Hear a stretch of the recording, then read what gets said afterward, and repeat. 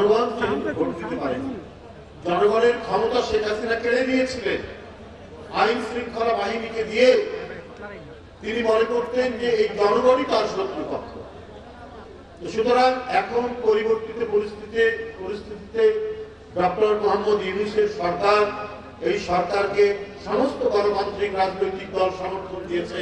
আমরা প্রত্যাশা করি এই সরকার জনগণের ক্ষমতা আগে জনগণকে ফিরিয়ে দিবে জাতীয় সংসদের নির্বাচনের মধ্যে। জাতীয় সংসদ নির্বাচনের মধ্যে রাজনৈতিক দল নির্বাচন করবে, এলাকায় এলাকায় সংসদ সদস্য প্রার্থী দিবে এবং যাদেরকে খুশি জনগণ তাদেরকে ভোট দিয়ে যে দল বেশি সিট পাবে, আসন পাবে, তারা সরকার গঠন করবে। এটা শেখ হাসিনা 17 বছর হতে দেয়নি। তো সুতরাং জনগণের কাছে জনগণের ক্ষমতা ফিরিয়ে দিয়ে আবার সুষ্ঠু নির্বাচনের দায়িত্ব পালন করা হচ্ছে, মানে ডক্টর ইউনূস সাহেবের সরকারের প্রধান দায়িত্ব। এখানে স্থানীয় সরকার নির্বাচন আগে করার কারণটা কি আমি জানি। এই কথাগুলো আসছে, এই ধরনের একটা সিদ্ধান্ত হয়েছে। তাহলে আমার আমি আগেও বলেছি, আপনারা কি তাহলে রাজনৈতিক দল যারা গণতন্ত্রের জন্য আন্দোলন করেছে, যাদেরকে দমন পীড়ন করেছে শেখ হাসিনা, তার প্রতি কি আপনাদের বিশ্বাস নেই? কারণ প্রথমে দায়িত্ব হচ্ছে যে সরকার গঠন করা, গণতান্ত্রিক সরকার গঠন করা। তার জন্য জাতীয় সংসদ নির্বাচন আগে দিতে হবে। তারাই পরবর্তী পর্যায়ে সকল নির্বাচন করবেন। এটা তো পরীক্ষাও করতে হবে যে রাজনৈতিক সরকারের অধীনে অবাধ সুষ্ঠু নির্বাচন হতে পারে।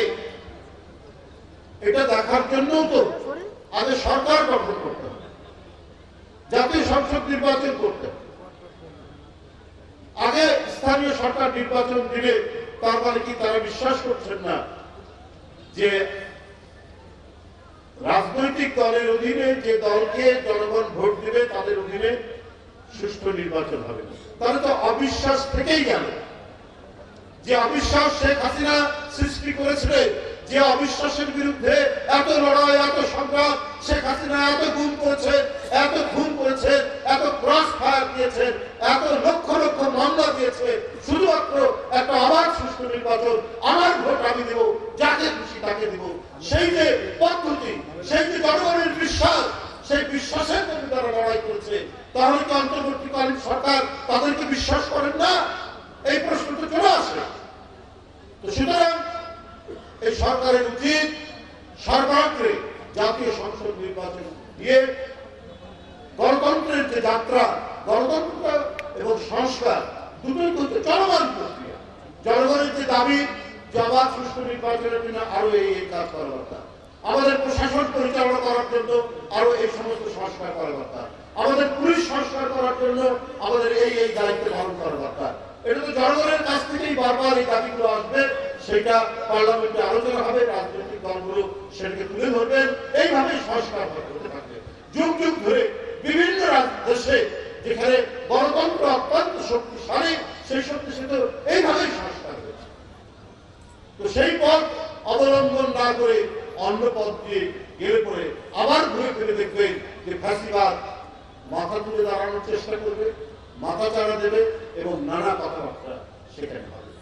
আজকে ব্যাংক লুট করেছেন $16 বিলিয়ন, তাহলে কি তাদেরই প্রত্যাবর্তন চান আপনারা? 28 লক্ষ কোটি টাকা যদি আমি $16 বিলিয়ন কনভার্ট করি, প্রায় 28-27 লক্ষ কোটি টাকা বাংলাদেশ থেকে পাচার হয়ে গেছে।